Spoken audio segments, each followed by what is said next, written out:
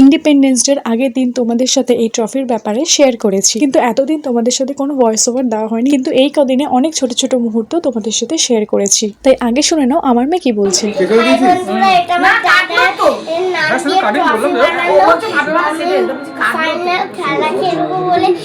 তুই খেলবি?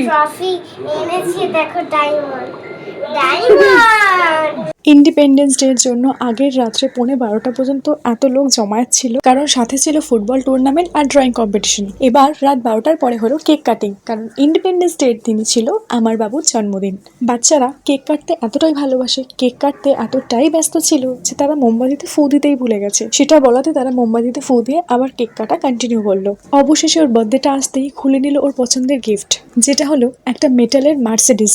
সেটাও ওর মায়ের কাছে আবদার করেছিল এবং বাবার সাথে গিয়ে জন্মদিনের কয়েকদিন আগেই সেটা কিনে এনেছিল, তাই তর্স হয়েছিল না গিফটটা খোলার। রাত পোহাতেই ইন্ডিপেন্ডেন্স ডে, তাই দাদানের স্মৃতির উদ্দেশ্যে যে ট্রফিটা স্পন্সর করা হয়েছিল সেই দুটো নিয়ে চলে যাওয়া হলো ক্লাবে। তারপরেই শুরু হলো বাচ্চাদের ড্রয়িং কম্পিটিশন। কত ছোট ছোট বাচ্চা সেখানে পার্টিসিপেট করেছিল, কিন্তু সেখানে কোনো র্যাঙ্ক ছিল না। ফার্স্ট সেকেন্ড থার্ড কাউকে করা হয়নি, সবাই ছিল সেম পজিশনে, যাতে অন্য বাচ্চারা ফার্স্ট সেকেন্ড থার্ড হয়েছে দেখে আর অন্য বাচ্চারা কষ্ট না পায়। ড্রয়িং এর পর প্রতিটা বাচ্চার হাতে তুলে দেওয়া হলো একটা মিয়মোরের প্যাকেট, একটা জুস আর দুটো ট্রফি। সবার মতন বাচ্চাদের হাতেও আমি তুলে দিলাম সেই প্যাকেট। এই ড্রয়িং কম্পিটিশনের পরেই শুরু হলো পতাকা উত্তোলন, তারপরে ছিল টুর্নামেন্ট। প্রথমে শুরু হলো বাচ্চাদের টুর্নামেন্ট। একটা টিমে ছিল বার্থডে বয় অহন, ওর বোন শ্রেয়া আর ওর দাদা ত্রিদীপ। বেশি বাচ্চা না থাকায় 8-8-16 জনের দুটো টিম তৈরি করা হয়েছিল। দুটো দলের মধ্যে ছিল একটা একটা করে মেয়ে প্লেয়ার। তারপরেই শুরু হলো বাচ্চাদের টুর্নামেন্ট। খেলা কিন্তু জোর কদমে চলছিল।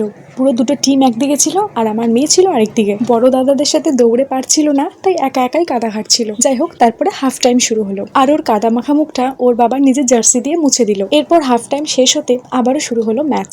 এইবার যে কোনো দুটো টিমের একটা টিমকে কিন্তু গোল করতেই হবে, কারণ এরপরে শুরু হবে বড়দের টুর্নামেন্ট। বাবুদের টিমের একটা বাচ্চা গোল করলো। অহন, শ্রেয়া, ত্রিদীপের টিম গোল করে হয়ে গেল উইনার। একটা গোলের পরে বাচ্চাদের খেলা শেষ করে দেওয়া হলো। এইবার আমি 3টে বাচ্চাকে নিয়ে স্ট্রেট পুকুরে স্নান করিয়ে নিয়ে চলে এলাম দুপুরে লাঞ্চের জন্য। যেহেতু এবছরেই কোনো রকমের ধান দুব্য দিয়ে আশীর্বাদ পায়েস কিছুই হবে না, তাই ও দই খেয়ে ওর লাঞ্চ শুরু করলো। তারপরই ওর মা ভাত মেখে খাইয়ে দিল। খাওয়া দাওয়া শেষ করে চলে গেল রাতের রান্নার প্রস্তুতি নিতে। এখন দেখো তো সেটা কে রান্না করছে। সেটা রান্না করেছে বাবুর মা। ওর হাতের মাটন দারুণ হয়, আর মাটনের সাথে ছিল সাদা ভাত, সালাড, দই, মিষ্টি, পাঁপড়। এইবার স্ট্রেট চলে যাব বড়দের টুর্নামেন্টে, কিন্তু সেটা এই ভিডিওতে নয়, পরের ভিডিওতে। তো এই ভিডিওটা দেখার জন্য সবাইকে অনেক ধন্যবাদ।